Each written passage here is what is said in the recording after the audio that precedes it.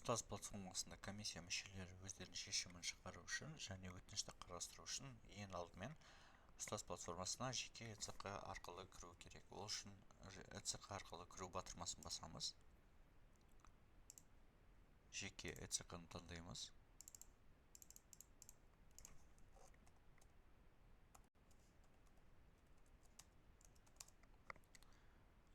Содан кейін бізде жаңа құпия сөз жасаңыз, жаңа құпия сөзді енгізіңіз.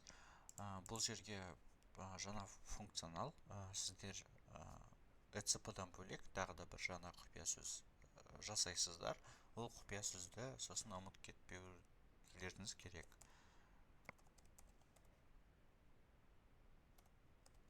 Бір үлкен әріптен, бір кіші әріптен, бір сан және сандар қайталанбау керек. Жаңа бір символ болу керек. Жаңа құпияларды жазып шыққаннан кейін растау батырмасын басамыз. Одан кейін бізде платформа ашылады. Осы платформада енді комиссия бөліміне өту үшін ұстаз логотипінің қасында үш сызықты басамыз. Бұл жерде бізде мәзір ашылады. Осы мәзірде бізге комиссия бөліміне өту керек. Комиссия бөліміне өткеннен кейін бізде осы жерде бір организация білім беру ұйымы шығып тұр. Осы білім беру ұйымының ішіне өтеміз. Осы жерде бізге енді өтінішті қарастыру керек. Ол үшін педагогтың аты жөніне басамыз. Аты жөніне басқаннан кейін ең бірінші бетте бізде бағалау парағы ашылады. Осы бағалау парағына енді біз өзіміздің балымызды қойып шығу керекпіз. Ол үшін әрбір бөлімге өтіп мәліметтерді зерттейміз. Зерттеу үшін ең бірінші білім сапасын қамтамасыз ету бөлігіне өтеміз. Осы бөлігінде бізде міне осы жерде динамика көрсетілген. Осы динамиканы ережеге сай келіп тұрса, осы жерге тиісті балды қойып шығасыздар. Астында оқыту сапасын ұйымдастыру өткізу, бұл бақылау парақтары. Бақылау парақтары ең кем дегенде 5 бақылау парақ болу керек. Сондықтан егер бақылау парақтары дұрыс енгізілген болса, одан шығып осы жерге бақылау парақты сіздер толық қарап шығу мүмкіндіктеріңіз бар. Қарап шыққаннан кейін, артқа басқаннан кейін бізге осы 5 бақылау парақтың ортақ балын енгізу керек. Енді келесі екінші бөлім ол жетістіктер.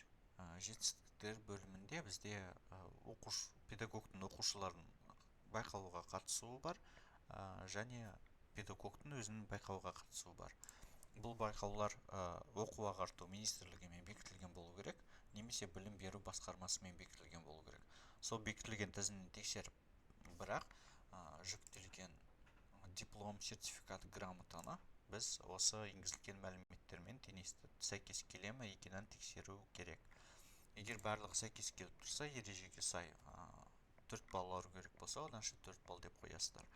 Ал педагогтың өзінің байқауға қатысу жөнінде дәл осылай жүктелген файлды тексеріп шығасыздар. Егер жүктелген файл енгізілген мәліметтерге сай келіп тұрса, одан осы жерге тиісті балын қоясыздар. Тиісті балын қойғаннан кейін келесі үшінші бөлімге өту керек болады. Үшінші бөлімде бізде файлдан тіркеуден басқа сілтеме тіркеу функционалы бар. Оны қалай ажыратамыз? Егер сілтеме тіркелмеген болса, одан осы жерде қара түспен белгіленген болуы мүмкін. Егер сілтемесі тіркелген болса, одан осындай түспен белгіленген. Сілтемеге өту үшін осы атауына басамыз. Атауына басқаннан кейін бізде сілтеме ашылады. Сол сілтемеде енгізілген мәліметтер сәйкес келе ме, келмей ме екен, соның барлығын тексеріп шығасыздар. Егер барлығы сәйкес келіп тұрса, оданша сіздер әрбір бөлімге критерийға өз балдарын қойып шығасыздар. Балдары барлығы ережеде жазылған, қай критерий бойынша қанша балл болу керек екенін ең кем дегенде және көп дегенде, және қандай деңгейлерге тиісті екен. Төртінші бізде біліктілік арттыру курстары. Бұл біліктілік арттыру курстары өрлеу платформадан интеграциялық арқылы келеді. Интеграция бізге атауы, сертификат номері, оқу сағаттары және өтілген күні.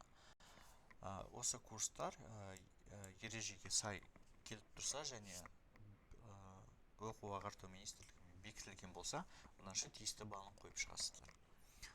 Бесінші бөлім, ол қосымша бөлім, бұл сынып жетекшілер және кураторларға арналған. Жауапты маман педагогтың портфолиосын толтырған кезде бұйрықты енгізеді. Осы бұйрықты осы жерден онлайн қарап немесе жүктеп алуға болады. Мәлімет тексергеннен кейін сіздер тиісті балын қоясыздар. Қойғаннан кейін бағалау парағына басамыз. Осы бағалау парағында біз көріп тұрмыз, платформа балы 103 балл берілген, сіздің балыңыз 94. Платформаның белгіленген балына қарамастан сіздер өздеріңіз шешім қабылдайсыздар. Мысалы, платформа 0 балл деп тұрса, оданша осы жерде сіздер егер ережеге сай критерий орындалып тұрса, оданша сіздер тиісті балын қойып шығасыздар. Енді осы жерде профильге өтініш деген функционал бар, педагогтың профилін қарастыру үшін. Бұл жерде бізде өтініш түрі ПБП нәтижелері қанша балл жиналғанын көрсетіп тұр. эссені жүктеп қарауға болады, және астында дипломдар мен сертификаттар, жұмыс орындарының тізімі, біліктік санаттары және қосымша ақпараттар бар. Осы мәліметтердің барлығын қарап шыққаннан кейін портфолиоға өтуді басамыз. Осыдан кейін енді шешім шығарамыз. Шешім шығарған кезде бізде шешімнің екі түрі бар: сәйкес емес және сәйкес келеді. Бұл педагог портфолио бойынша және ОЗП бойынша, ПБП бойынша балын жинап тұр, сондықтан сәйкес келеді деп таңдаймыз. Тиісті санаты модераторға беріп жатыр, модератор тұрады. Шешімнің негіздемесіне сіздер толық мәлімет жазып шығасыздар, рекомендациялар немесе бір комментарийларыңызды қалдыруға болады. Мен мына жерге мысалы ретінде өзім текстті жазып шығамын.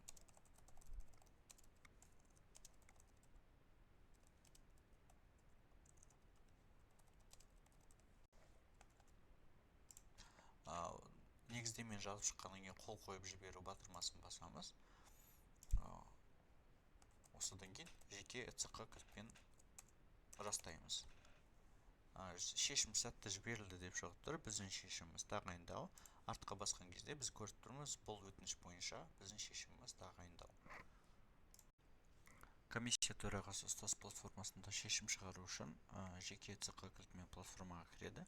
Одан кейін үш сызықты басып мәзірді ашқаннан кейін комиссия бөліміне өтеді. Комиссия бөлімінде керек комиссияны таңдайды. Осы жерде ең бірінші бетте бізде комиссия мүшелері шығады, екінші бетте аттестаттау парақтары. Осы жерге біз енді комиссия төрағасы ретінде шешім қабылдау керекпіз. Ол үшін педагогтың аты жөніне басамыз. Барлық бөлімдерге біз балл қойып шығу керекпіз. Сол үшін бірінші бөлімді ашамыз. Бірінші бөлімде бізде динамикасы көрсетілген. Осы динамикада 0 балл деп тұр, бірақ егер динамика ережеге сай келіп тұрса, одан өзіміз ережеге сәйкес баллды енгіземіз. Бақылау парақтарында біз осы жерде ортаңғы балл 67 деп тұр. Толық бақылау парақтарының барлығын тексеріп шығамыз. Егер әртүрлі күн, әртүрлі сабақ енгізілген болса, одан ортақ баллды енгіземіз. Екінші бөлімде, жетістіктер бөлімінде оқытушының байқауға қатысу және педагогтың өзін байқауға қатысу тізімі бар мәліметтер. Осы мәліметтерді жүктелген файлға байқау атауы, деңгейі, қатысушының аты жөні және оқу жылы сай келе ме екенін тексеріп шығамыз. Егер толық сай келіп тұрса, оданша тиісті баллды қоямыз. Педагогтың байқауға қатысуы дәл солай жүктелген файлды қарап шығамыз. Егер жүктелген файлдың ішіндегі мәлімет платформаға енгізілген мәліметпен сәйкес болып тұрса, оданша тиісті балын ережеге сай тиісті балын қойып шығамыз. Енді үшінші бөлімге өткенде мына жерде файлдан бөлек сілтемені тіркеу функционалы бар, оны қалай анықтаймыз. Егер сілтеме енгізілген болса, оданша сілтеме жоқ жерде қара түспен белгіленген болады, тақырып немесе басқа мәліметтер. Сілтеме болған кезде осындай түспен белгіленген болады. Соның атауына басқан кезде бізде сілтеме ашылады. Сол сілтеме бойынша мәліметтер толық енгізілген ба екенін тексеріп шығамыз. Барлық критерийдің барлық мәліметтер тексеріп шығып, ережеге сай қанша балл болу керек, соның барлығын қойып шығамыз. Қойып шыққаннан кейін төртінші бөлім біліктілік арттыру курстары. Бұл бөлімде бізде біліктілік арттыру курстары өрлеу платформасынан интеграция арқылы келеді. Осы жерге бізге атауы келіп тұрады, сертификат номері, оқу сағаттары және өтілген күні. Осы толық мәліметтер тексергеннен кейін ережеге сай тиісті балын қойып шығамыз. Қойып шыққаннан кейін бесінші бөлім бұл қосымша. Бұл тек қана сынып жетекшілері, кураторларға арналған. Олар куратор немесе сынып жетекші болып тағайындалған жөніндегі бұйрық жүктелінеді. Сол бұйрықты қарап шығамыз. Егер сай келіп тұрса, одан осы жерге тиісті балын қойып шығамыз. Енді толық балдарын барлығын қойып шыққаннан кейін бағалау парағына өтеміз. Бағалау парағында көріп тұрмыз, платформа 103 балл қойды. Біз 99 балл қойып шықтық. Енді тағы да профильге өтініш деген батырманы бассақ, бізде мына жерде ПБП нәтижелері болады. Өтініш түрі S жүктелген эссе болады. Және астына өтсек, мына жерде диплом сертификаттар, жұмыс орны тізімі, біліктілік санаты. Толық мәліметтерді қарап шыққаннан кейін портфолиоға өтіру батырмасын басамыз. Басқаннан кейін енді бізге шешім шығару керек. Шешім шығару батырмасын басқан кезде бізде шешімнің екі түрі бар. Сәйкес келеді және сәйкес емес. Осы педагог толық барлық критерий орындалған себебінен біз шешім түрі сәйкес келеді. Өйткені ППП-да тиісті балл жиналды, сондықтан педагог модераторға біліктілік санатына тиісті. Шешімнің негіздемесіне сіздер өздеріңіз рекомендация жаза аласыздар, немесе комментарий жаза аласыздар. Мен мысал ретінде өзім басқа жазба жазып шығамын.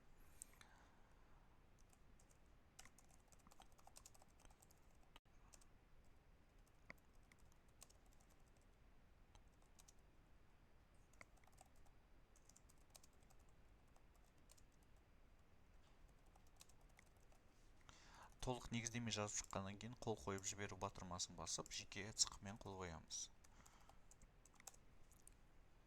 Қол қойғаннан кейін артқа батырмасын басамыз. Біз көріп тұрмыз, бізде осы өтініш бойынша толық шешім шығарылды, төраға шешім шығарды және толық ақырғы шешімі тағайындау. Енді оны хаттамаға жолдау үшін біз осы батырманы басамыз.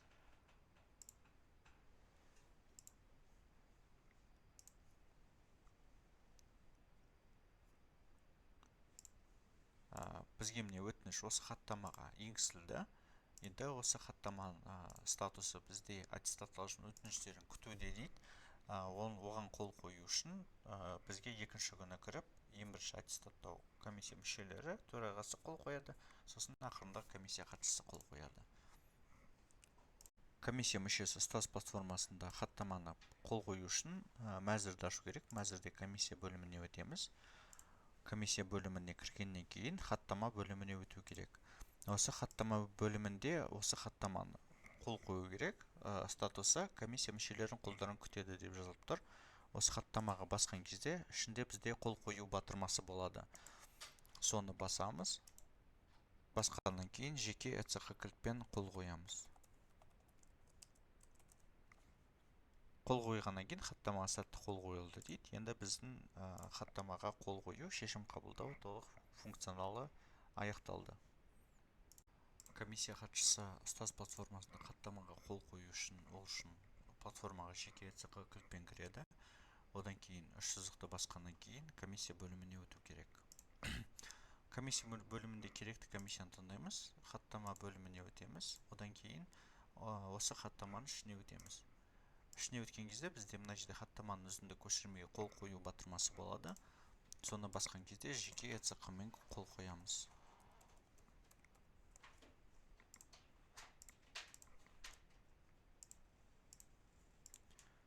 Жеке ЭЦХ-мен қол қойғаннан кейін бізде осы хаттама аяқталды.